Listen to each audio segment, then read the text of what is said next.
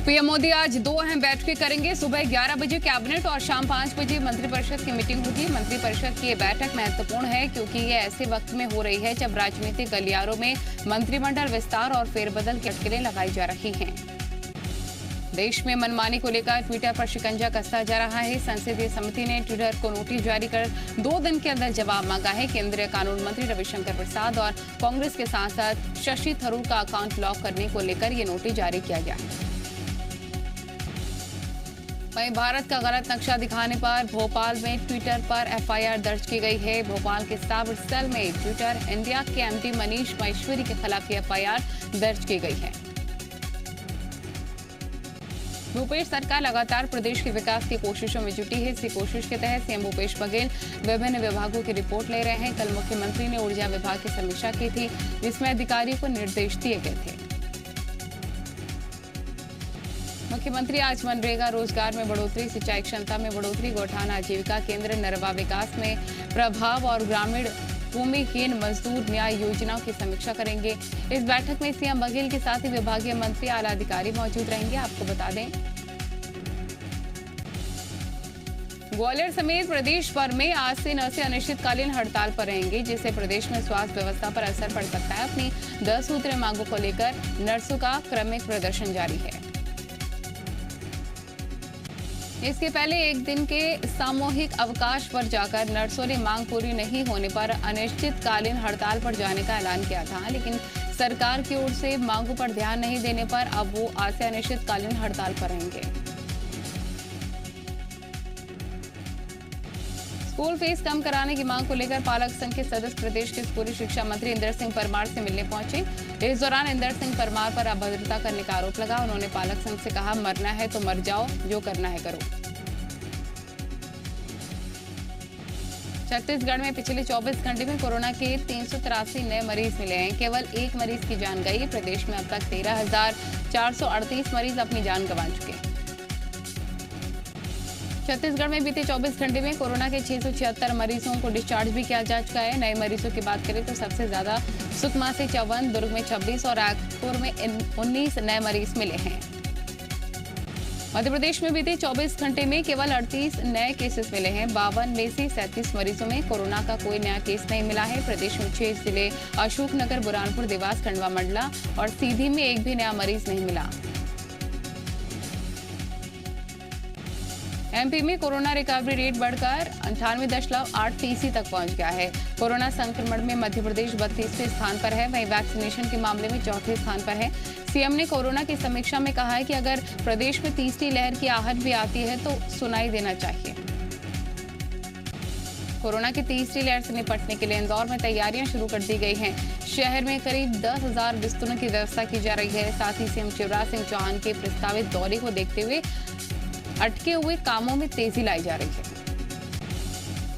इंदौर में सीएम शिवराज के दौरे से पहले कलेक्टर मनीष सिंह ने पीसी सिटी अस्पताल का दौरा किया है। सरकार पीसी सिटी अस्पताल को कोविड अस्पताल में तब्दील करेगी। इसमें पॉजिटिव गर्भवती महिलाओं के साथ ही संक्रमित बच्चों को रखे जाने की व्यवस्था है।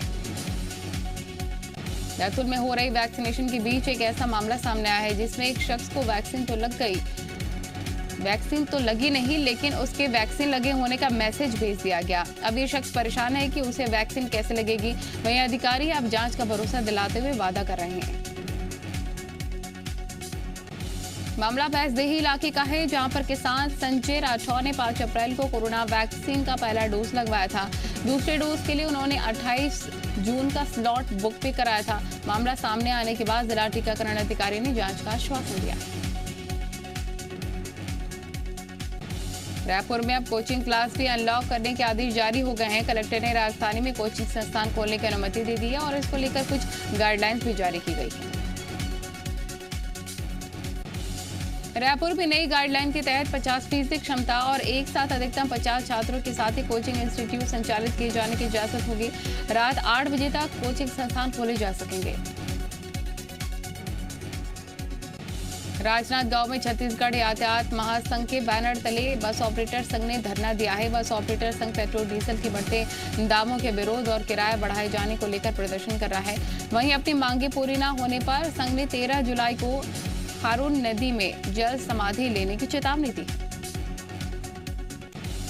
राजनांद गांव में लॉकडाउन खत्म होने के बाद बसों के रुके पहिए सड़कों पर दौड़ने शुरू हो गए हैं, लेकिन डीजल और पेट्रोल के दामों में हो रही लगातार बढ़ोतरी ने बस ऑपरेटर की कमर तोड़ दी है। प्रदर्शन के दौरान दामों में लगातार हो रही बढ़ोतरी के चलते यात्री किराया बढ़ाने की मांग की।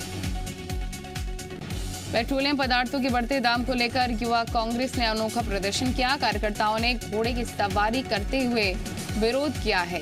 घोड़े पर सवार कार्यकर्ता कलेक्ट्रेट के अंदर घुस गए और केंद्र सरकार के खिलाफ नारेबाजी की। प्रदर्शनकारियों का कहना था कि पेट्रोलियम के महंगा होने से आम आदमी के लिए अब गाड़ी चलाना दूभर हो गया है। सभी को घोड़े और बैलगाड़ी की सवारी करनी पड़ेगी, इसलिए सरकार को देश में घोड़े और बैलगाड़ी के शोरूम खोल देने चाहिए। छतरपुर में बकायेदारों पर बिजली विभाग ने सख्ती बरतनी शुरू कर दी है। बीजेपी ऑफिस समेत 20 बकायेदारों का बिजली कनेक्शन काट दिया गया है। बिजली कटने के बाद बीजेपी ऑफिस में जनरेटर से काम चलाया जा रहा है।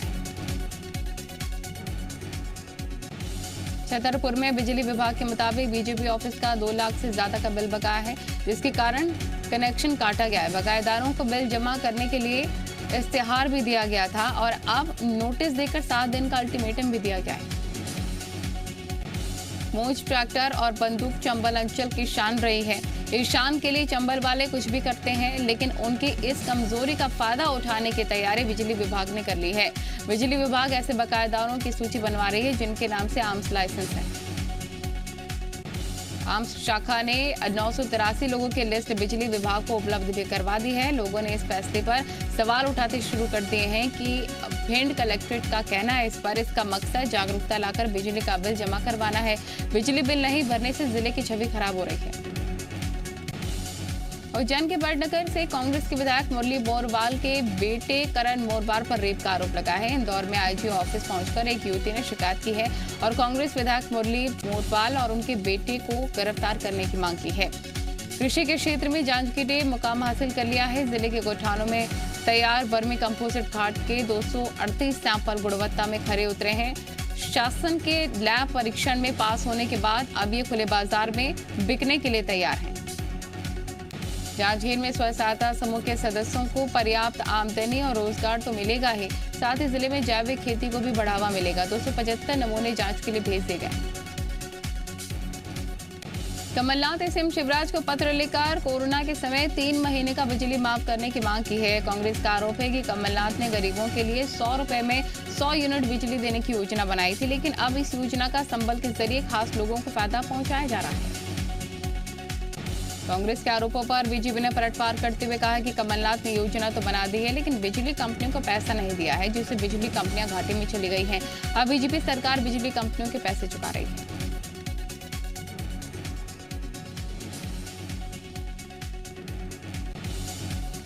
कवर्धा में बोरला स्थित खाद्य गोदाम पर नागरिक आपूर्ति निगम की टीम ने छापा मारा है और गोदाम से सैंपल कलेक्ट किए। इस दौरान चावल की क्वालिटी को लेकर अधिकारी नाराज नजर आए।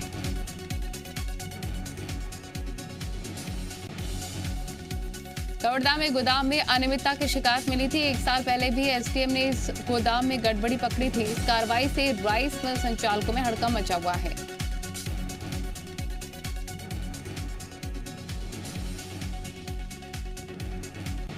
दंतेवाड़ा में सुरक्षा बलों को कामयाबी मिली है। यहां एक इनामी सहित 3 माओवादियों ने सरेंडर कर दिया है। दंतेवाड़ा एसपी के सामने तीनों ने हथियार डाल दिए हैं। तीनों ही माओवादी कटी कल्याण एरिया कमेटी के सक्रिय सदस्य थे।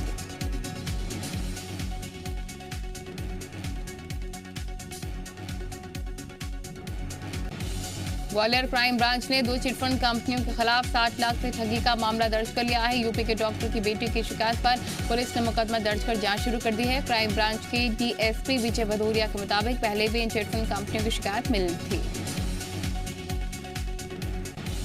महासमुंद में लग्जरी कार से चांदी की तस्करी का मामला सामने आया है। महासमुंद पुलिस ने 2 लोगों को धर दबोच लिया है। आरोप है कि पुलिस और चेकिंग से बचने के लिए कार में अलग से चैम्बर बनाकर चांदी की सिल्ली और गहने रखे गए थे। वहीं 5,78,900 रुपए नकदी बरामद की गई है। सिंगोड़ा थाना क्षेत्र के उड़ीसा बॉर्डर पर पुलिस चेकिंग कर रही थी और इस दौरान पुलिस ने जब कार को रोका तो उसे एक विशेष चैम्बर दिखाई दिया। आमतौर पर कारों में ऐसा चैम्बर नहीं होता है। पुलिस ने दोनों को हिरासत में ले लिया है। गहने और पैसे गाड़ी जब्त कर ली।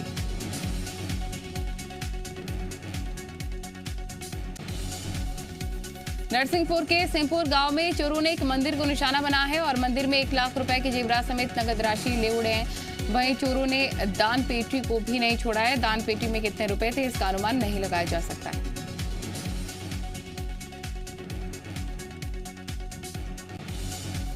नरसिंहपुर के सिंहपुर गांव में जो सामान चोरी हुआ है उसमें भगवान के मुकुट, छत्र और मंगलसूत्र शामिल हैं। चोरी की वारदात सीसीटीवी कैमरे में कैद हो गई है। बाइक से आए शख्स ने इस वारदात को अंजाम दिया। 7 साल पहले भी इस मंदिर में चोरी हुई थी।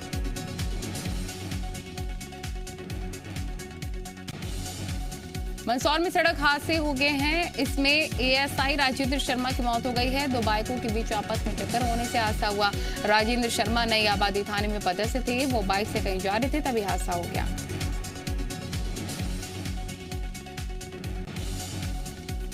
राजगढ़ में खुदकुशी का अनोखा मामला सामने आया, जिसमें 2 दोस्तों ने राजगढ़ के 2 अलग-अलग शहरों में खुदकुशी की है। दोनों एक ही सूटपुर से परेशान थे। पुलिस ने आरोपी को गिरफ्तार कर लिया है और पूरे मामले की जांच जारी है। बिलासपुर जिले के अस्पताल को कोविड अस्पताल में बदलने के दौरान करोड़ों के घोटाले के आरोप लगे थे, जिसकी जांच पूरी कर ली गई है। 10 दिन के अंदर जांच रिपोर्ट सौंपी जाएगी। जांच कर रहे डॉक्टर अनिल गुप्ता के मुताबिक फर्जीवाड़े से संबंधित कई अहम सबूत भी मिले हैं। तत्कालीन सिविल सर्जन डॉक्टर मतुलिका सिंह पर घोटाले के आरोप लगे थे। आरोप लगा था कि उन्होंने अपने घर पर काम करने वाले मोहन राव का नाम फर्जी तरीके से धुलाई कर्मी के रूप में जोड़ा था। ये मामला सामने आने के बाद सीएमएचओ ने जांच के आदेश दिए थे। जांजगीर में डिलीवरी के पैसे नहीं देने पर 10 महीने की बच्ची को अगवा करने का मामला है। पुलिस ने 3 आरोपियों को गिरफ्तार किया। आरोप है कि तीनों ने केवल 3000 रुपए के लिए वारदात को अंजाम दिया। बच्ची की मां ने बताया है कि 10 महीने पहले नर्स निशा तिवारी ने बच्ची की डिलीवरी करवाई थी और इसके बदले 3000 रुपए भी मांगे थे। 10 महीने बाद नर्स 3 लोगों के साथ घर पहुंची और पैसे नहीं देने पर बच्ची को उठाकर अपने साथ ले गई। रायसेन के सिलवानी में आज हिंदू उत्सव समिति ने तहसीलदार को हटाने को लेकर ज्ञापन सौंपा। सिसवानी के तहसीलदार पर मंदिर में अनावश्यक हस्तक्षेप और अभद्र टिप्पणी करने का आरोप है। तहसीलदार मंदिरों के महंत और पुजारियों पर दबाव बना रहे हैं और मंदिरों की जमीनों पर उगी फसल को सरकारी बताकर फसल को खुद बेचने की बात कर रहे हैं। ऐसे में सिलवानी के साधु संत और हिंदू समाज ने तहसीलदार को तत्काल हटाने की मांग की। डोपिंग टेस्ट में पॉजिटिव पाए जाने वाली देश की पहली महिला क्रिकेटर बनी है अंशुला राव का ग्वालियर से भी पुराना नाता रहा है। यूपी के बनारस की रहने वाले अंशुला राव साल 2014 और 15 में ग्वालियर आई थी। यहां पर LNIP में उन्होंने BPED में एडमिशन लिया था। अंशुला ऑलराउंडर खिलाड़ी हैं। साल 2014 और 15 में वो ग्वालियर डिवीजन टीम से सिलेक्ट हुई थी और जमकर खेली भी। अच्छे खेल का उन्हें इनाम मिला और 2015-16 में अंशुला का मध्य प्रदेश के अंडर 19 स्टेट टीम के लिए सिलेक्शन भी हो गया था। देवास के नेमावर इलाके में खेत से 5 नर कंकाल मिलने से सनसनी फैल गई। पुलिस के अनुसार सभी नर कंकाल एक ही परिवार के हैं। आदिवासी परिवार के 5 लोग करीब 2 महीने पहले लापता हो गई थी, जिनकी पुलिस तलाश कर रही थी। लापता लोगों में एक महिला समेत उसकी 21 और 14 साल की 2 बेटियां भी थीं, जबकि 14 और 15 साल के 2 भाई बहन भी शामिल थे। पुलिस ने 5 लोगों का सुराग देने वालों को इनाम देने की भी घोषणा की थी। तफ्तीश के दौरान पुलिस ने 5 लोगों को गिरफ्तार किया। शिवपुरी में एक महिला ने अपने प्रेमी की चप्पलों से जमकर धुनाई कर दी। कारण पूछने पर महिला ने बताया कि प्रेमी ने कहा था कि अगर मैं भूल जाऊं तो चप्पल से पीटना, इसीलिए चप्पल से पीट दिया। घटना शिवपुरी जिला अस्पताल के सामने की। मंदसौर में नाबालिग के साथ अपराधी जैसा बर्ताव करने का वीडियो वायरल होने पर कांस्टेबल पर कार्रवाई की गई है। नाबालिग की पिटाई करने के आरोप में नाहरगढ़ थाने में तैनात कांस्टेबल को लाइन अटैच कर दिया गया है। पहलवानी का शौकीन नाबालिग सुबह जल्दी उठकर गाय का दूध निकालकर पी जाता था, जिसे गाय के मालिक ने रंगे हाथों पकड़ लिया और उसके बाद नाबालिग के साथ मारपीट करने का भी आरोप लगा है और बाद में पुलिस के हवाले कर दिया गया। हरदा में पुलिस ने गैंगरेप के मामले में 4 आरोपी को गिरफ्तार किया है। 2 साल से लगातार पीड़िता को बना रहे थे अपनी हवस का शिकार। 2 बार गर्भपात कराने का भी आरोप। बिलासपुर में 10वीं के परीक्षा परिणाम पिता और बेटे की खुदकुशी का कारण बन गया। बेटे निशांत के 10वीं की परीक्षा में सप्लीमेंट्री आ गई, जिसके चलते उसने फांसी लगाकर आत्महत्या कर ली। बिलासपुर में बेटे की मौत के बाद पिता जयप्रकाश ने भी उसी साड़ी से फांसी लगा ली जिससे उसके बेटे ने फांसी लगाई थी। भोपाल में एक महिला का शव मिलने से सनसनी फैल गई है। अयोध्या नगर के गणपति होम्स के एक महिला का शव मिला है, जो करीब 5 दिन पुराना बताया जा रहा है। महिला का पति प्रशांत 5 दिन से फरार है, जिस वजह से उसी पर हत्या का शक है। पुलिस मामले की जांच में जुट गई। दुर्ग के उरला शराब भट्टी के पास युवक की हत्या से सनसनी फैल गई है। मृतक की शिनाख्त भरद्वाज ठाकुर के रूप में हुई, जिस पर पहले भी कई मुकदमे दर्ज थे। भरद्वाज ठाकुर रात में कुछ लोगों के साथ शराब पीने के लिए गया था, लेकिन वापस नहीं लौटा। सुबह शराब भट्टी के पास शव मिला है।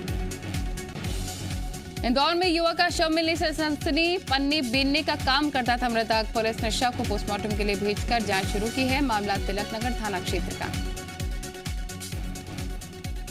दंतेवाड़ा में इंद्रावती नदी के मूचनार घाट पर 17 नवजात मगरमच्छ मिले हैं। ग्रामीणों ने इसकी सूचना तुरंत वन विभाग की टीम को दी है, जिसके बाद मौके पर पहुंची वन विभाग की टीम ने सभी का रेस्क्यू किया और सभी को नदी में छोड़ा है।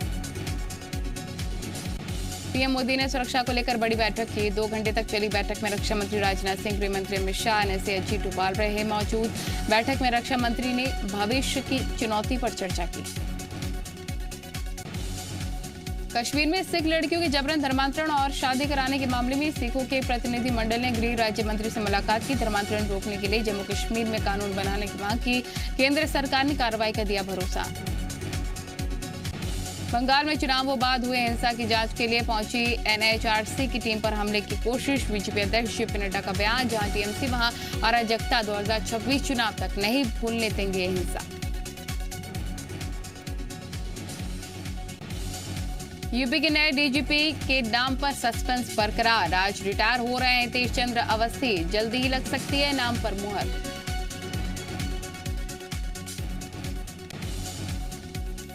आज कलकत्ता हाई कोर्ट में 3 अहम मामलों की सुनवाई। नारदा सिंह केस में 5 जजों की बेंच सुना सकती है बड़ा फैसला। फेक वैक्सीनेशन की सीबीआई जांच की मांग और शिवेंदु अधिकारी के बाढ़ रहा सामग्री चुराने के आरोप पर भी होगी सुनवाई।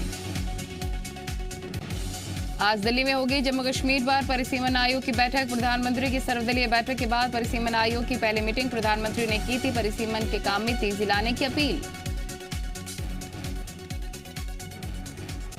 आईटी मंत्रालय से जुड़ी संसदीय समिति की बैठक में गूगल इंडिया और फेसबुक इंडिया के प्रतिनिधि पेश हुए हैं। बैठक में गूगल ने माना है कि वो लोगों की बातों को सुनता है, लेकिन संवेदनशील बातें सुनने से किया इनकार। समिति ने कहा कि सभी दिशा निर्देशों को मानना होगा।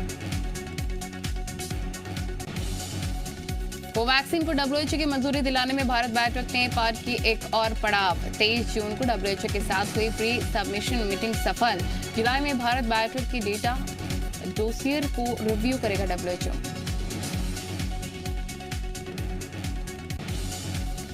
लोनी बुजुर्ग की पिटाई के मामले में गाजियाबाद पुलिस ने उम्मेद पहलवान पर एनएसए लगाया है। उम्मेद पर सोशल मीडिया पर आपत्तिजनक सामग्री डालकर धार्मिक उन्माद फैलाने का आरोप है।